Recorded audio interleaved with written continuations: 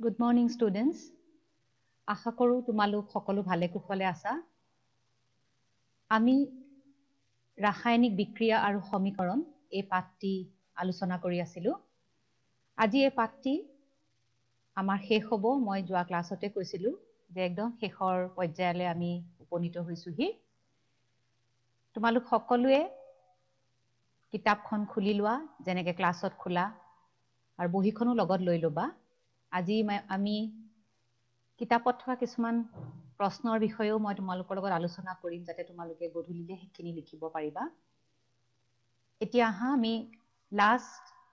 কি পঢ়িলো ক্লাছলৈকে আমি অলপমান চাই লওঁ, তাৰপিছত আজি আমি নতুন বিষয়ৰ বিষয়ে পঢ়িম। আমি ইতিমধ্যে ৰাসায়নিক বিক্ৰিয়াৰ প্ৰকাৰৰ সংযোজন বিক্ৰিয়া, বিযোজন বিক্ৰিয়া, অপসৰণ বিক্ৰিয়া আৰু দ্বি অপসৰণ বিক্ৰিয়াৰ বিষয়ে উদাহৰণ সহ আমি আলোচনা কৰিলো। আজি আমি শেষৰটি প্ৰকাৰৰ বিষয়ে আলোচনা কৰিম, যাৰ নাম জাৰণ আৰু বিজাৰণ বিক্ৰিয়া বা ৰেডক্স বিক্ৰিয়া। আহাচোন আমি আলোচনা আৰম্ভ কৰো। আজি আমি শিকিম জাৰণ আৰু বিজাৰণ বিক্ৰিয়া বা ৰেডক্স বিক্ৰিয়াৰ বিষয়ে, আৰু তোমালোকৰ কিতাপত আছে পেজ নম্বৰ 13ত ক্ষয়ীভৱন আৰু ৰেঞ্চিডিটিৰ বিষয়ে। ইয়াৰ বিষয়েও মই তোমালোকক অলপ দেৰি পিছতে ইয়াৰ বিষয়ে তোমালোকক কিছু কথা কম। প্ৰথমে আমি শিকো জাৰণ আৰু বিজাৰণ বিক্ৰিয়া।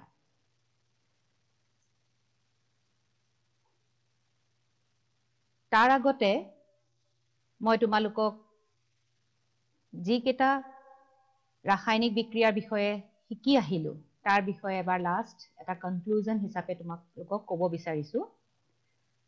প্ৰথমে আমি শিকিলো সংযোজন বিক্ৰিয়া, য'ত সংযোজন বিক্ৰিয়াত কি বুলি আমি শিকিছিলো যে দুটা বিক্ৰিয়ক পদাৰ্থ লগ হৈ যদি এটা বিক্ৰিয়াজাত পদাৰ্থ উৎপন্ন কৰে। এইটোত চোৱা, এ এটা বিক্ৰিয়ক, বি আন এটা বিক্ৰিয়ক, এ আৰু বি লগ হৈ এটা মাত্ৰ বিক্ৰিয়াজাত পদাৰ্থ উৎপন্ন কৰিছে। এনে ধৰণৰ বিক্ৰিয়াক আমি কি বুলি কৈছিলো? সংযোজন বিক্ৰিয়া, আৰু তাৰে আমি কেইবাটাও উদাহৰণ শিকিলো। দ্বিতীয় বিক্ৰিয়াটো আমি কি শিকিছিলো? বিযোজন বিক্ৰিয়া। বিযোজন বিক্ৰিয়াত কি হয় যে এটা মাত্ৰ বিক্ৰিয়ক, য'ত তোমাৰ দুটা মৌল লগ লাগি থাকিব পাৰে বেলেগ বেলেগ। গতিকে এনেকুৱা এটা বিক্ৰিয়ক পদাৰ্থ তাপ, পোহৰ বা বিদ্যুৎ শক্তিৰ দ্বাৰা আমি বিযোজন ঘটাই দুটা বা তাতোধিক যদি বিক্ৰিয়াজাত পদাৰ্থ উৎপন্ন কৰাব পাৰো, তেতিয়াহ'লে তেনে বিক্ৰিয়াক আমি কি বুলি কওঁ? বিযোজন বিক্ৰিয়া। তৃতীয়তে আমি শিকিলো অপসৰণ বিক্ৰিয়া। অপসৰণ বিক্ৰিয়া কি আছিল? মনত পৰিছেনে কাৰোবাৰ? আমি উদাহৰণো পঢ়িছিলো কপাৰ সালফেট গজাল দি পেলাই। পৰিছেনে নাই? কিছুমানৰ পৰিছে। কি কৈছিলো? যে এটা অধিক সক্ৰিয় মৌলই যদি কম সক্ৰিয় মৌলক তাৰ যৌগৰ পৰা অপসাৰিত কৰে, তাৰমানে উলিয়াই দিয়ে। ইয়াত চোৱা, এ বিৰ জাগা লৈ ললে আৰু বিক উলিয়াই দিলে। অধিক সক্ৰিয় মৌলই কম সক্ৰিয় মৌলক যদি যৌগৰ পৰা অপসাৰিত কৰে, তেনে বিক্ৰিয়াক আমি কি বুলি কওঁ? অপসৰণ বিক্ৰিয়া। তাৰ পিছত আমি পঢ়িছিলো দ্বি অপসৰণ বিক্ৰিয়া। দ্বি অপসৰণ বিক্ৰিয়াত কি হৈছিলে? আয়নৰ বিনিময় ঘটিছিলে। যে এ কাৰ তালে গুচি গ'ল? এ ধনাত্মক আয়নে তোমাৰ চিক আঁতৰাই দিলে, কিন্তু চিয়ে নিজে আঁতৰি নগৈ এৰ লগত থকা বিক লগত লৈ পেলাই আন এটি যৌগ গঠন কৰিলে। দ্বি অপসৰণ বিক্ৰিয়াত আয়নৰ বিনিময় ঘটে। আমি এই চাৰিটাৰ ৰাসায়নিক বিক্ৰিয়াৰ বিষয়ে বেলেগ বেলেগ উদাহৰণ সহ আমি লাষ্ট দুটা ক্লাছত বুজিছিলো, আৰু আজি ৰাসায়নিক বিক্ৰিয়াৰ একেবাৰে শেষৰটো যিটো বিক্ৰিয়া জাৰণ আৰু বিজাৰণ, তাৰ বিষয়ে আমি আলোচনা কৰিম। এয়া চোৱা জাৰণ বিজাৰণ বিক্ৰিয়া বা ৰেডক্স বিক্ৰিয়া তোমালোকৰ পেজ নম্বৰ 12 খুলি লোৱা পেজ নম্বৰ 12 টো খুলিলানে পেজ নম্বৰ 12ত চোৱা এটা তোমালোকক উদাহৰণ দিছে যাৰ সহায়ত আমি খুব সহজে বুজিব পাৰিম যে জাৰণ আৰু বিজাৰণ বিক্ৰিয়ানো কি ইয়াত কৈছে কাৰ্যকলাপ 1.11 যে চীনা মাটিৰে তৈয়াৰী এখন থালত 1 গ্ৰাম কপাৰৰ পাউডাৰ গৰম কৰিব দিছে কপাৰৰ পাউডাৰ কেতিয়াবা আমি দেখিছোনে কোনোবাই হয়তো দেখিছে বা কোনোবাই নাই দেখা আমি সাম কেনেকুৱা তাৰ আগতে আমি পৰীক্ষাটো কি কৰিব দিছে বা তোমালোকৰ কিতাপত কেনেকে কৰোৱা আছে আমি চাই লওঁ পেজ নম্বৰ 12 টো তোমালোকে চাইয়ে থাকিবা তাত লিখা আছে ধুনীয়াকে ছবিও দিয়া আছে মই যিখন ছবি দিছো সেই ছবিয়ে তোমালোকৰ কিতাপত আছে ইয়াত এডাল ষ্টেণ্ডৰ ওপৰত এটা চিনামাটিৰ পাত্ৰ লৈছে এয়া চিনামাটিৰ পাত্ৰ তাত কি লৈছে এয়া চোৱা কপাৰ এয়া কপাৰৰ পাউডাৰ ৰঙচুৱা মুগা কপাৰৰ পাউডাৰ কি কৰিছে গৰম বাৰ্ণাৰৰ সহায়ত গৰম কৰিছে এতিয়া যেতিয়া গৰম কৰা মানে কি তাপ প্ৰয়োগ কৰিছে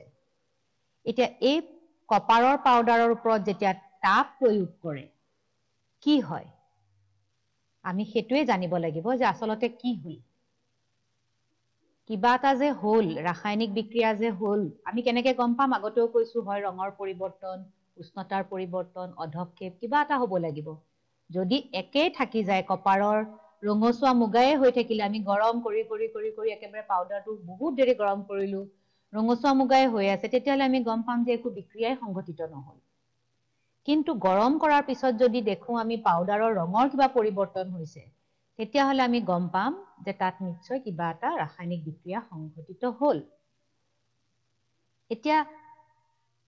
পৰীক্ষাটো কৰাৰ পিছত যেতিয়া পৰ্যবেক্ষণ কৰা হয় স্কুলত যদি আমি কৰো আৰু আমি যদি চাওঁ তেতিয়া আমি কি দেখা পাওঁ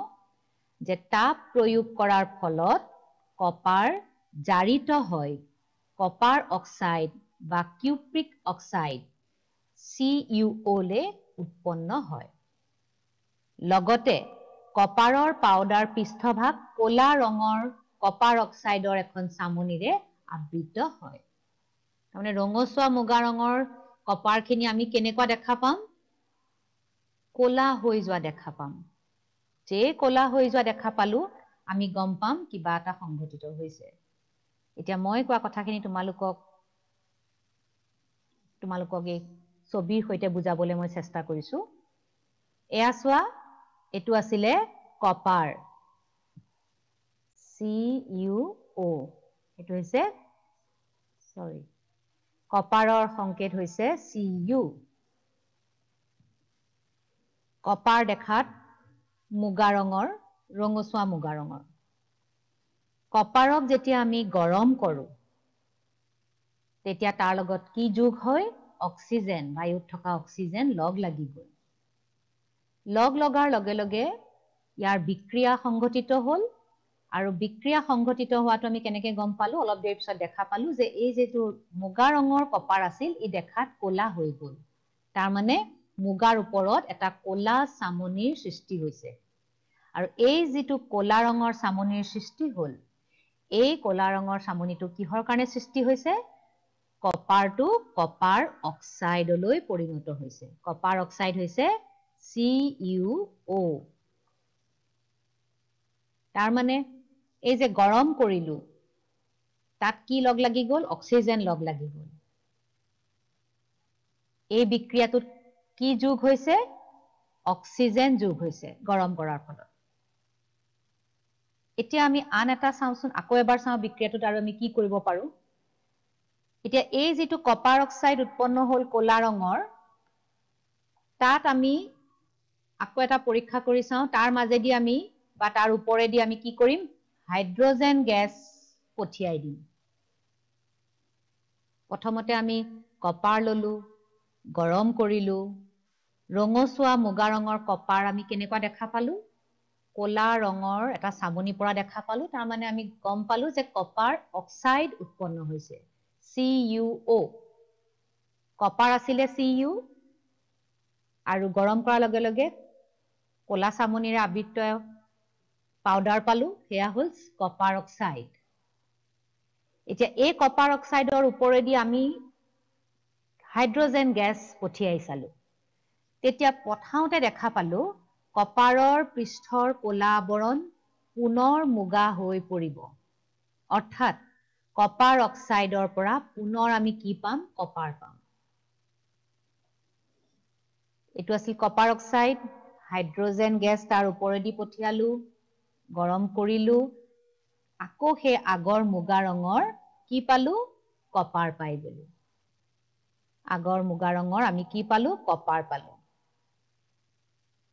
তাৰ মানে copper oxide plus hydrogen gas copper পালো আৰু লগতে পানী ওলাই এটো হৈছে সম্পূৰ্ণ ৰাসায়নিক বিক্ৰিয়া এই বিক্ৰিয়াত আমি কি যোগ হোৱা দেখিলো ইয়াতটো আৰু অক্সিজেন যোগ হোৱা নাই ইয়াত কি যোগ হৈছে হাইড্ৰোজেন আৰু আগৰটোত কি যোগ হৈছিলে যত কপাৰৰ পৰা কপাৰ অক্সাইড পাইছিলো তাত যোগ হৈছিলে অক্সিজেন এতিয়া আমি দুটা বস্তু সংগঠিত হোৱা দেখা পালো কোনোবা এটাত অক্সিজেন যোগ হয় কোনোবা এটাত হাইড্ৰোজেন যোগ হয় এতিয়া অক্সিজেন যোগ হোৱা বিক্ৰিয়াটোক কি বুলি কম হাইড্ৰোজেন যোগ হোৱা বিক্ৰিয়া কি বুলি কম চামহা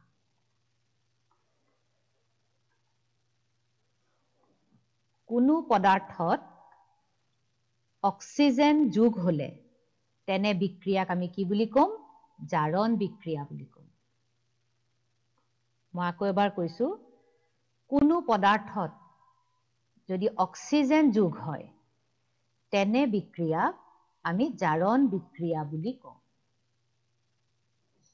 বিক্ৰিয়াত পদাৰ্থ এটাই অক্সিজেন লাভ কৰিলে পদাৰ্থটোক জাৰিত হোৱা বুলিও কোৱা হয় এতিয়া উদাহৰণ আমি অলৰেডি শিকিলো যে কপাৰৰ লগত অক্সিজেন যোগ হৈ কপাৰ অক্সাইড উৎপন্ন হৈছে তাৰ মানে কপাৰ অক্সাইডলৈ জাৰিত হৈছে ঠিক সেইদৰে কোনো পদাৰ্থত যদি হাইড্ৰোজেন যোগ হয় বা পদাৰ্থটোৰ পৰা যদি অক্সিজেন ওলাই যায় তেনে বিক্ৰিয়াক আমি কি বুলি কম বিজাৰণ বিক্ৰিয়া এতিয়া চোৱা যেনেকে আমি জাৰিত হোৱা বুলি কৈছো পদাৰ্থ এটাই অক্সিজেন লাভ কৰিলে তে বিজাৰিত হোৱা বুলি কেতিয়া কম যদি বিক্ৰিয়াত পদাৰ্থ এটাই অক্সিজেন হেৰুৱায় কোনো বিক্ৰিয়াত যদি তুমি দেখা বিক্ৰিয়কৰ লগত অক্সিজেন আছিল আৰু বিক্ৰিয়াজাত পদাৰ্থ উৎপন্ন হওঁতে হি অক্সিজেন হেৰুৱাই দিলে তেনে পদাৰ্থটোক আমি কি বুলি কম বিজাৰিত হৈছে বুলি কম উদাহৰণ হিচাপে কপাৰ অক্সাইড আছিল তাৰ লগত আমি হাইড্ৰোজেন যোগ কৰাৰ লগে লগে কপাৰ অক্সাইডৰ পৰা কোন নোহোৱা হৈ গল এই অক্সিজেনটো নোহোৱা হৈ গল অক্সিজেন ওলাই হাইড্ৰোজেনৰ লগত পানী উৎপন্ন কৰিলে CuO আছিল অক্সিজেন হেৰুৱাই পেলাই কি হৈ গল Cu কপাৰ হৈ গল এই কপাৰ অক্সাইড বিজাৰিত হৈ কপাৰলৈ পৰিণত হল এতিয়া জাৰণ বিক্ৰিয়া আৰু বিজাৰণ বিক্ৰিয়াৰ মাজত পাৰ্থক্য আহে উদাহৰণো লিখিবলৈ আহে তোমালোকে নিশ্চয় ধৰিব পাৰিছা জাৰণ মানে হৈছে অক্সিজেন যোগ হোৱা বিজাৰণ মানে হৈছে হাইড্ৰোজেন যোগ হোৱা লগতে বাকি বুলিও আমি ক'ব পাৰো অক্সিজেন ওলাই যোৱা আৰু উদাহৰণ খুব সহজ কিতাপত তোমালোকৰ এটা দি থোৱা আছে বাকি প্ৰশ্ন হিচাপে আছে দি থোৱা উদাহৰণটোৱে হৈছে কপাৰৰ লগত অক্সিজেন যোগ হলে কপাৰ অক্সাইড হ'ব আকৌ কপাৰ অক্সাইডত যদি আমি হাইড্ৰোজেন পঠাই দিওঁ তাৰ ওপৰেদি তেতিয়াহলে আমি আকৌ কপাৰ পাম এতিয়া তোমালোকৰ কিতাপতে আছে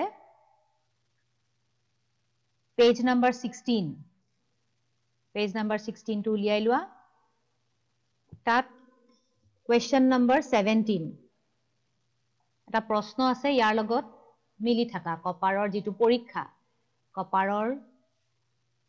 গৰম কৰাৰ যিটো আমি পৰীক্ষা এইমাত্ৰ শিকিলো তাৰ লগতে মিলি থাকা এটা প্ৰশ্ন পেজ নম্বৰ 16 question number 17 কিতাপখন খুলি লৈছা পেজ নম্বৰ 16 17 questionটো কি কৈছে চোৱা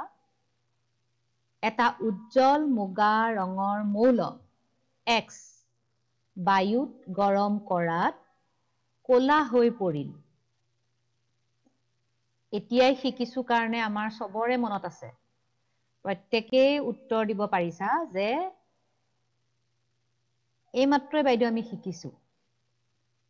যে মুগা ৰঙৰ মৌল X আমি বায়ুত গৰম কৰিলো X টো কি তোমালোকে সবে চিঞৰি কলাই X টো কি মৌল X কি সুধিছে আৰু উৎপন্ন হোৱা কলা ৰঙৰ যৌগৰ নামটো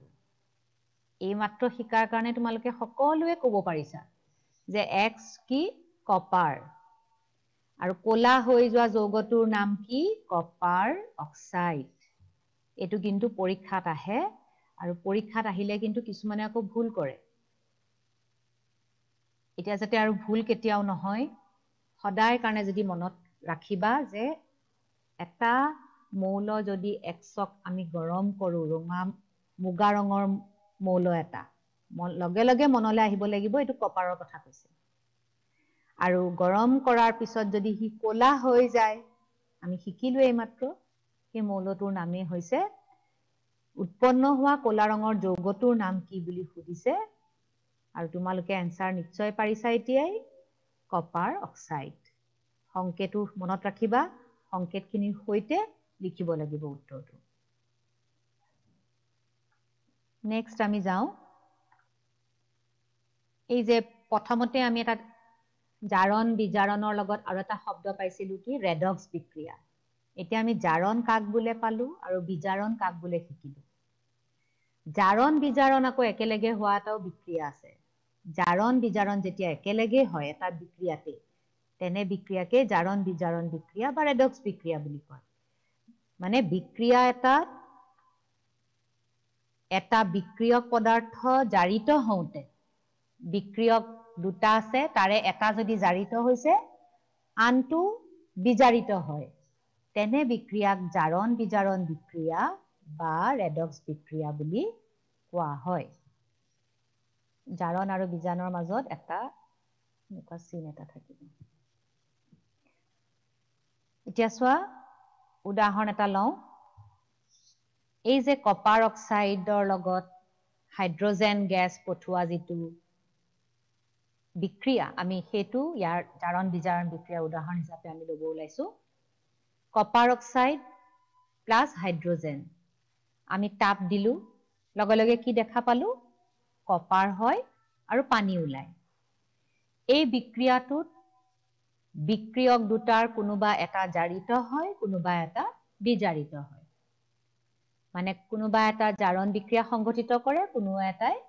বিজাৰণ বিক্ৰিয়া সংঘটিত কৰে ইতিমধ্যে আমি শিকি আহিছো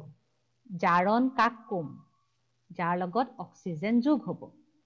আৰু বিজাৰণ কাক কম বা বিজাৰিত কোন হয় যদি অক্সিজেন ওলাই যায় বা হাইড্ৰোজেন যোগ হয় এতিয়া আমি বিক্ৰিয়ক দুটালে মন কৰো আৰু বিক্ৰিয়ক জাত দুটালে মন কৰো তোমালোকে দেখা পাইছা ইয়াত কপাৰৰ লগত অক্সিজেন আছে কিন্তু বিক্ৰিয়া জাতৰ কপাৰৰ লগত অক্সিজেন নাই তাৰ মানে কপাৰ অক্সাইডে অক্সিজেন হেৰুৱাইছে যেতিয়া কপাৰ অক্সাইডে অক্সিজেনটো হেৰুৱাই দিলে তাৰ মানে নাইকিয়া হৈ গ'ল তাৰ মানে কপাৰ অক্সাইড কপাৰলৈ বিজাৰিত হৈছে আৰু ইয়াক আমি বিজাৰণ বিক্ৰিয়া বুলি ক'ব পাৰো ঠিক সেইদৰে হাইড্ৰোজেন আছিলে এটা বিক্ৰিয়ক গৰম কৰাৰ পিছত হাইড্ৰোজেন পানীলে ৰূপান্তৰিত হ'ল তাৰমানে হাইড্ৰোজেনৰ লগত কোন সোমোৱা দেখা পালা এটা অক্সিজেন সোমোৱা আমি দেখা পালো এই যে হাইড্ৰোজেনৰ লগত অক্সিজেন যোগ হৈ গ'ল তাৰ মানে হাইড্ৰোজেন জাৰিত হৈছে আৰু এইটো হাইড্ৰোজেনৰ বিক্ৰিয়াটোক আমি জাৰণ বিক্ৰিয়া বুলি ক'ব পাৰো এই যে একেটা বিক্ৰিয়াতে জাৰণ সংঘটিত হ'ল বিজাৰণ সংঘটিত হ'ল ই এটা ৰেডক্স বিক্ৰিয়াৰ উদাহৰণ আৰু জাৰণ বিজাৰণ বিক্ৰিয়া বুলিও আমি কওঁ মাজত এনেকুৱা চিন এটা থাকে জাৰণ বিজাৰণ বিক্ৰিয়া ৰেডক্স বিক্ৰিয়া বা জাৰণ বিজাৰণ বিক্ৰিয়া জাৰণ আৰু বিজাৰণ বেলেগ বেলেগকে ক'লে কাক কয় আমি জানিলো জাৰণত অক্সিজেন যোগ হয় বিজাৰণত হাইড্ৰোজেন যোগ হয় বা অক্সিজেন ওলাই যায় কিন্তু যেতিয়া জাৰণ বিজাৰণ কাক বোলে বুলি আমি কম জাৰণ বিজাৰণ বিক্ৰিয়া কাক বোলে বা ৰেডক্স বিক্ৰিয়া কাক বোলে তেতিয়া আমি গম পাব লাগিব যে এটাই ৰাসায়নিক বিক্ৰিয়াত যদি বিক্ৰিয়কৰ এটা জাৰিত হয় আৰু আনটো বিজাৰিত হয় তেনে বিক্ৰিয়াক আমি জাৰণ বিজাৰণ বা ৰেডক্স বিক্ৰিয়া বুলি কম আৰু উদাহৰণ এইটো তোমালোকে লিখিব পাৰিবা আৰু ইয়াত মই কোৱাৰ দৰে অলপ আগতে মই লিখিও তোমালোকক দেখাইছো যে কপাৰ অক্সাইডে অক্সিজেন হেৰুৱাইছে গতিকে জাৰিত হৈছে আৰু হাইড্ৰজেনে অক্সিজেন লাভ কৰি পেলাই জাৰিত হৈছে এইখিনি হল তোমালোকৰ কিতাপতো আছে কিতাপত পেজ নম্বৰ 12ত আছিলে তোমালোকে খুলি লৈছাই মই ধৰিব পাৰিছো যে তোমালোকে খুলি লৈছা তেতিয়া তোমালোকৰ বুজাত সহজ হয় যেহেতু দুই এজনে উত্তৰ দি আছা এতিয়া এই জাৰিত বা বিজাৰিত কোন কোন পদাৰ্থ হয় কেতিয়াবা প্ৰশ্ন আহে আৰু এটা প্ৰশ্ন তোমালোকৰ আছে পেজ নম্বৰ 13 কুৱেশ্যন নম্বৰ 3 ইয়াত কৈছে প্ৰশ্ন মেট্ৰিকত এনেকৈ আহে যে তলৰ বিক্ৰিয়া কেইটাত জাৰিত আৰু বিজাৰিত হোৱা পদাৰ্থসমূহ বাছি উলিওৱা কিতাপখনত চাই গলে তোমালোকৰ সুবিধা হ'ব পেজ নম্বৰ 13 কুৱেশ্যন নম্বৰ 3 ইয়াত সুধিছে যে এই সোডিয়াম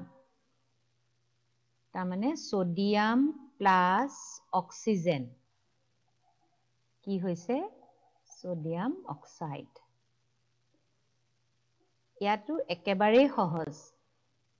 ইয়াত আমি দেখিয়ে গম পাইছো যে ই কি হৈছে জাৰিত হৈছে কোন জাৰিত হৈছে সোডিয়াম জাৰিত হৈছে দ্বিতীয়টো তোমালোকে ইতিমধ্যেই কৰিছা যে কপাৰ বিজাৰিত হৈছে হাইড্ৰজেন জাৰিত হৈছে গতিকে এই প্ৰশ্নকেইটা তোমালোকে হয়তো দেখাৰ লগে লগেই কৰিব পাৰিছা ক্লাছত থাকিলে মই চাইয়ে দিলো হেতেন এতিয়া এইকেইটা প্ৰশ্নৰ উত্তৰ তোমালোকে বহিত লিখি লবা সুন্দৰভাৱে